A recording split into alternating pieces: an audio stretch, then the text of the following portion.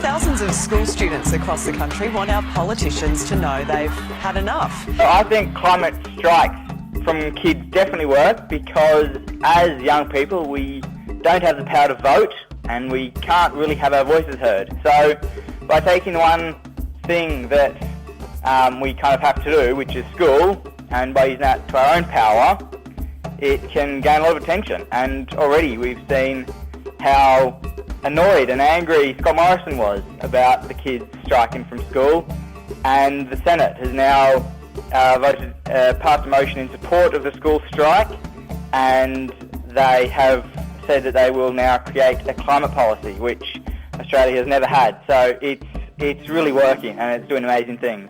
How are you feeling about all the media coverage that you're getting? Yeah, well, we're all pretty happy about it. Like, it's fantastic to have it, like, everywhere, so, yeah. Yeah, you're rock stars. So, Friday, well and good. We're all out supporting you at Parliament House. What about after that? What do you see happening after that?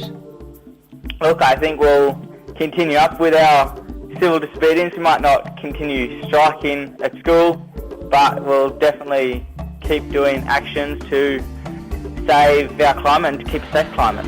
So you're not going away, in other words? Absolutely not. If we stop now, then we send a signal that this was just a one-time event. But if we continue to do this every day, every week or every month, then we say to them that we are going to do this until you take action. This is coal. Don't be afraid. Don't be scared. We are the land of droughts and flooding rains. Thousands of fish have been killed as the result of climate change and water mismanagement. Health authorities are warning Australians to stay out of the heat today as temperatures climb yet again after heat records were broken yesterday. Australia's ongoing heat wave has been pushing temperatures to almost 50 degrees Celsius in parts of the country as the nation has recorded some of its hottest days ever. Health officials are warning Australians to stay out of the heat and to keep hydrated. The fact is that now wind and solar are the cheapest sources of supply, and coal may have been the cheapest 20 years ago, but that's just no longer true. At the heart of this conflict is a battle between truth and science and power and lies.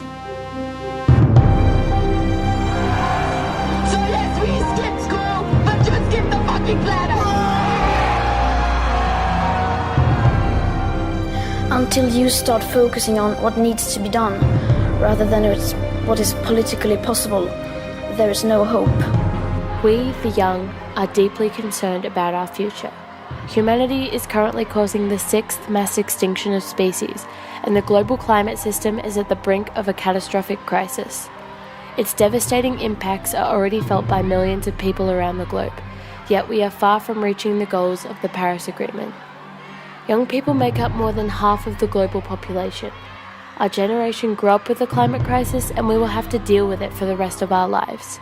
Despite that fact, most of us are not included in the local and global decision-making process.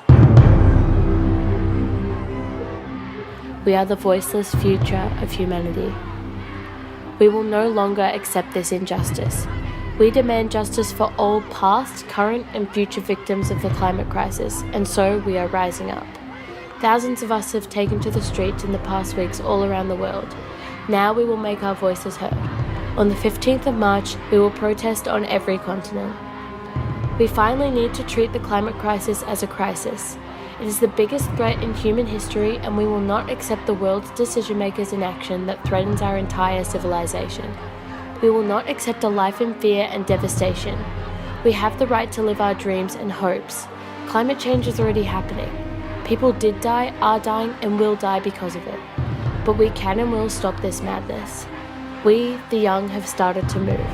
We are going to change the fate of humanity, whether you like it or not. United, we will rise until we see climate justice. We demand the world's decision-makers take responsibility and solve this crisis. You have failed us in the past. If you continue failing us in the future, we, the young people, will make change happen by ourselves. The youth of this world has started to move, and we will not rest again.